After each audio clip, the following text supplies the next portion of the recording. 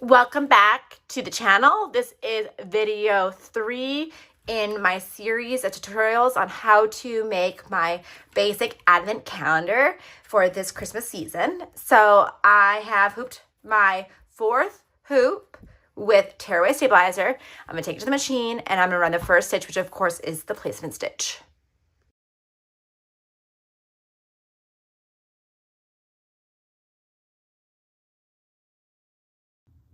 Grab your piece of batting, lay them over the placement stitches just like all the other hoops we've done, and run the next stitch. Make sure you have increased the embroidery foot height. That way the needle does not get stuck in your low loft batting.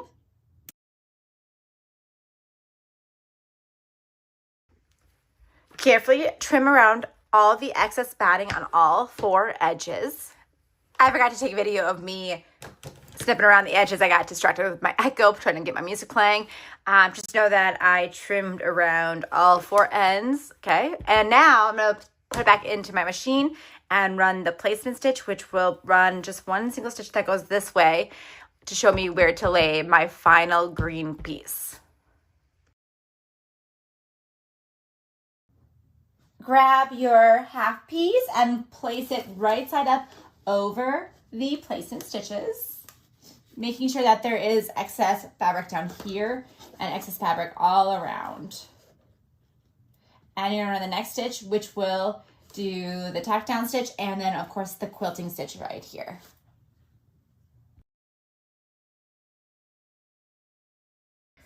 Leave your hoop in your embroidery machine and run the next stitch, which is gonna be that placement stitch right here and right here to show us where the final pocket goes. Again, if you're using a 5x7, it's gonna be 2 lines right here inside the actual design that will show you where it goes.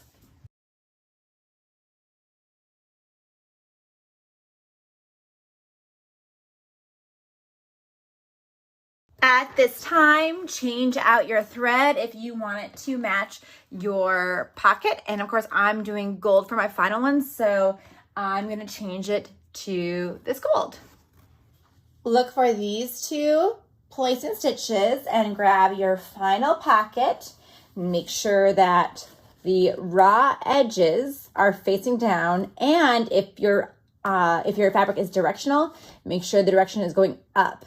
So as you can see, my little drummer boys are facing up. So I'm going to just take it to those lines and center it as much as I can and run the next stitch, which will tack down this final pocket.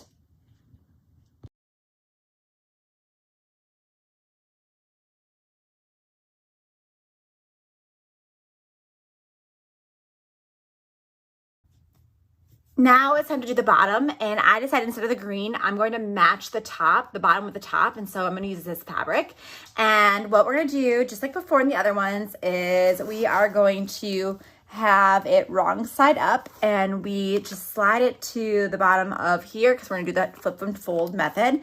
And I definitely do not want to use gold here, so I'm actually going to change out my thread to find a navy blue, or as close as navy blue as I can.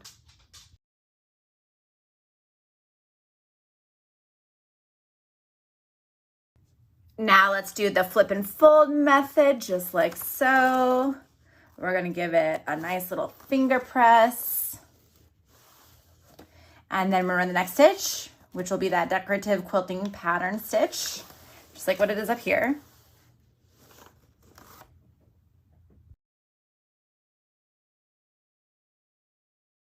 We are on the home stretch for the embroidery machine because now we just have to stitch out the numbers and the detail right here, which of course is the tree with the little swirls.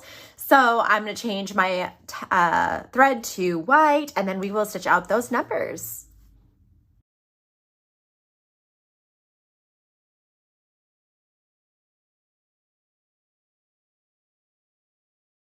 We only have 2 more stitches to do, and that is the gold and then the green for the Christmas tree. And then we're all done with the embroidery machine.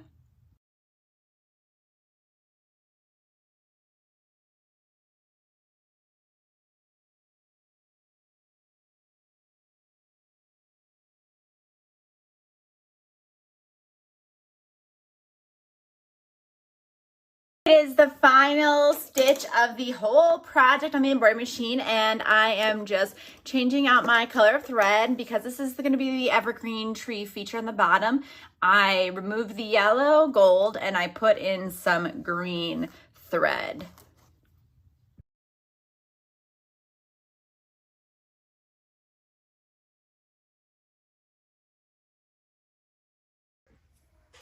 We are all done with the embroidery machine, so now just take it out of the hoop and carefully cut or tear away the tearaway stabilizer. Cut a 1/4 inch seam allowance around the entire design. Hoop 4 is all done, and so now we only have one video left, and that is how to construct the pieces. And with that, you will need a sewing machine. So look for the next video, video 4 in this series, and I'll show you how to do that. Thanks for watching. This design is free on my Patreon. Check the link below. And don't forget to like, subscribe, and follow for more creative fun.